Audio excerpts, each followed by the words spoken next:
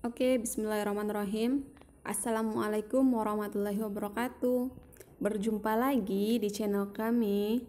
Hari ini dan pada kesempatan kali ini, saya akan memberikan materi tentang pendekatan-pendekatan dalam bimbingan dan konseling.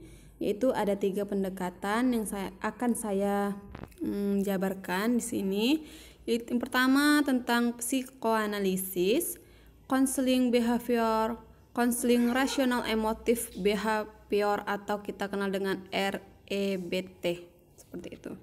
Oke, sebelum kita lanjut, silakan teman-teman di sini klik tombol subscribe, like, comment, dan share, dan juga jangan lupa aktifkan lonceng notifikasinya agar teman-teman tidak ketinggalan jika kita upload video terbaru. Oke, kita lanjut materi yang pertama. Pertama itu tentang psikoanalisis, di mana psikoanalisis adalah konseling yang dikembangkan oleh Sigmund Freud pada akhir abad ke-19 sampai dekade awal abad ke-20. Konseling ini berkembang dari hasil penelitian Freud terhadap konflik yang dialami sendiri, interaksi dengan orang tuanya, dan konflik yang dialami para pasien yang sudah dibantunya. Seperti itu. Jadi, pendekatan psikoanalisis ini dikembangkan oleh salah satu ahli, yaitu Sigmund Freud. Oke, hakikat manusia pendekatan psikoanalisis. Yang pertama yaitu pada dasarnya manusia ditentukan oleh energi psikis dan pengalaman awal kehidupannya, terutama masa 5 atau 6 tahun pertama dalam kehidupan, usia 5 sampai 6 tahun, seperti itu. Kedua, pengalaman awal kehidupan memiliki peran yang sangat menentukan karena masalah-masalah kepribadian selanjutnya berakar pada konflik-konflik masa kanak-kanak, seperti itu. Di sini struktur kehidupan pendekatan psikoanalisis. Yang pertama, komponen kepribadian terdiri atas id, ego, dan superego, di mana id itu merupakan memiliki fungsi primer yang dalam bekerjanya menggunakan prinsip kepuasan.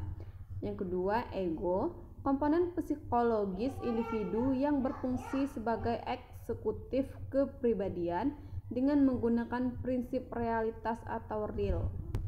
Yang ketiga, superego, komponen sosial yang berfungsi sebagai hakim kepribadian yang merupakan tempat kode-kode moral sosial masyarakat dengan menggunakan prinsip kesempurnaan dalam kerjanya. Jadi antara id, ego, dan superego itu saling bergantungan satu dengan lain, seperti itu. Sedangkan perkembangan kepribadian pendekatan psikoanalisis, pertama itu tahap oral usia 0 sampai 18 bulan. Yang kedua tahap anal usia 18 sampai 36 bulan. Yang ketiga tahap falis 3 tahun sampai 6 tahun. Yang keempat tahap latensi usia 6 tahun sampai 12 tahun.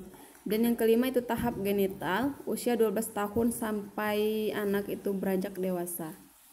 Oke, di mana di sini tahap oral merupakan tahap perkembangan di mana mulut merupakan daerah utama pemuasan kebutuhan, misalnya anak menggigit, seperti itu, menghisap, dan sebagainya.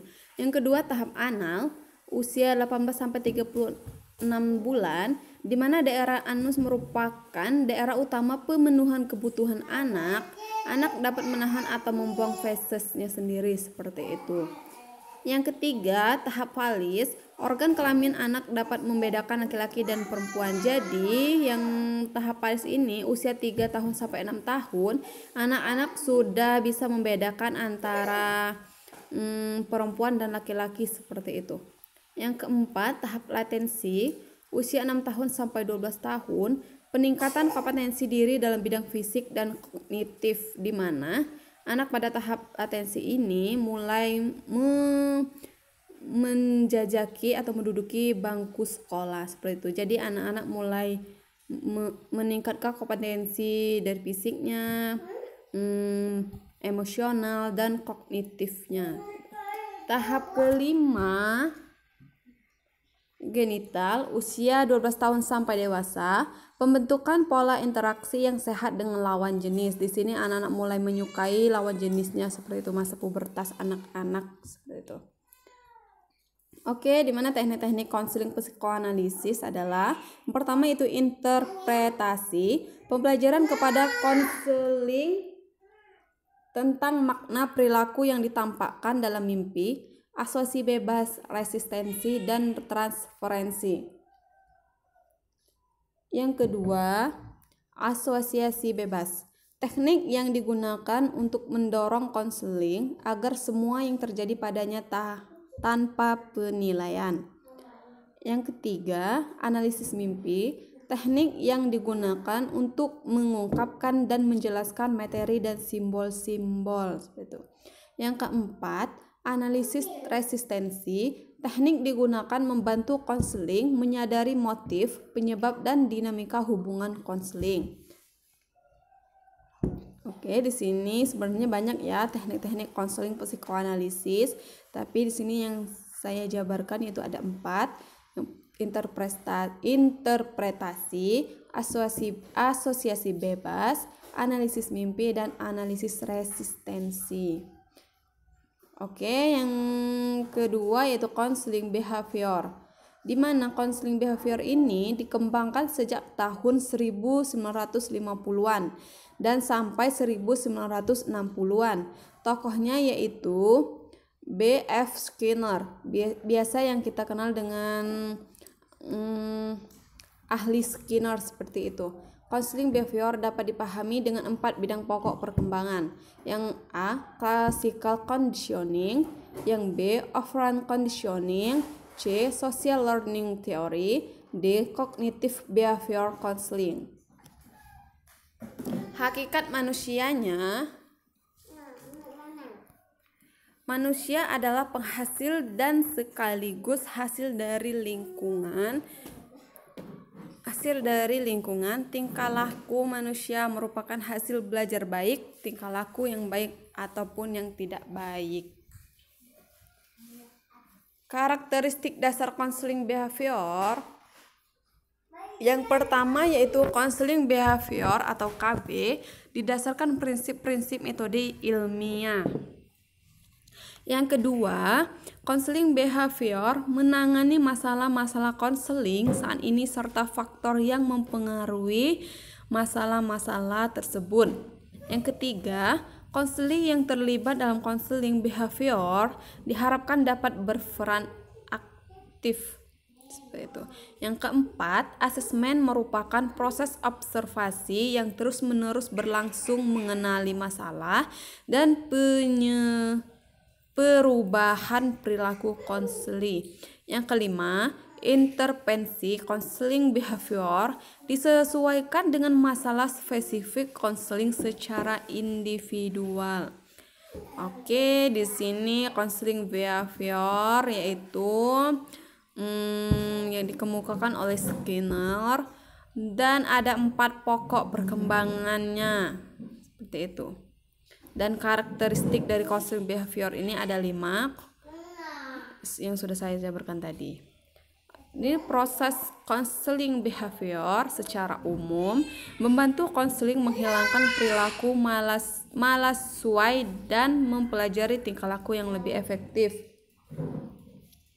Secara khusus membantu konseling mempelajari tingkah laku spesifik sesuai dengan keunikan konseling.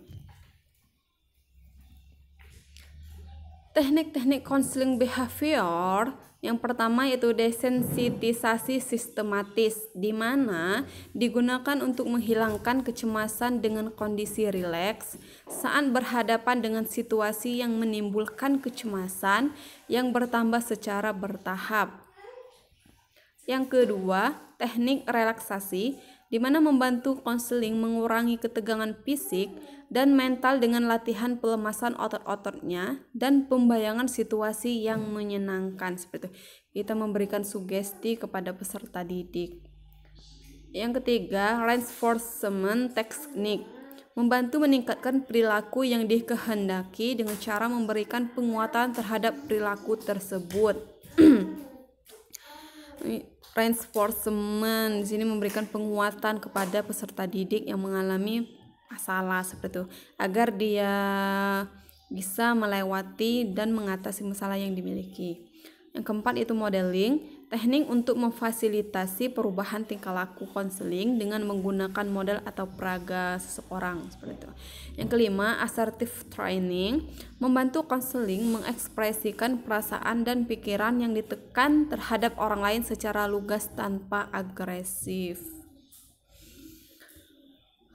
Yang ketiga yaitu counseling rational emotive behavior, dikembangkan oleh Albert Ellis tahun 1955 dengan nama rational therapy. Awalnya Ellis menggabungkan konseling humanistik, filosofis, dan behavior. Ellis mengubah pendekatan menjadi rational emotive therapy atau RET, dan pada tahun 1993 mengubah RET menjadi rational emotive behavior therapy atau REBT. Hakikat manusia dalam konseling rational emotive behavior itu pendekatan konseling rasional emotif behavior didasarkan pada pandangan bahwa manusia satu, makhluk yang memiliki potensi berpikir rasional dan irasional. Yang kedua, makhluk yang memiliki kecenderungan mengembangkan dan sekaligus menghambat diri. Sedangkan teori kepribadian konseling rasional emotif behavior terapi atau REBT itu teori ABC tentang kepribadian sangat pokok dalam teori dan praktik konseling rasional emotif behavior. A. Activating event, adanya fakta, peristiwa, atau tingkah laku atau individu. B. Belief, keyakinan seseorang tentang peristiwa yang dialami. Keyakinan atau pandangan dapat rasional atau irasional. C. Emotional and behavior consequence, yaitu konsekuensi emosi dan tingkah laku atau reaksi individu, di mana di sini individu dapat menerima konsekuensi terhadap dirinya dan masalahnya. A. Tidak menyebabkan C, melainkan B yang merupakan keyakinan seseorang tentang A yang menyebabkan timbulnya C atau emotional reaction. Oke. Itulah tadi 3 pendekatan dalam bimbingan dan konseling. Untuk video selanjutnya akan saya tambahkan lagi pendekatan-pendekatan bimbingan konseling yang lainnya gitu. Oke, terima kasih.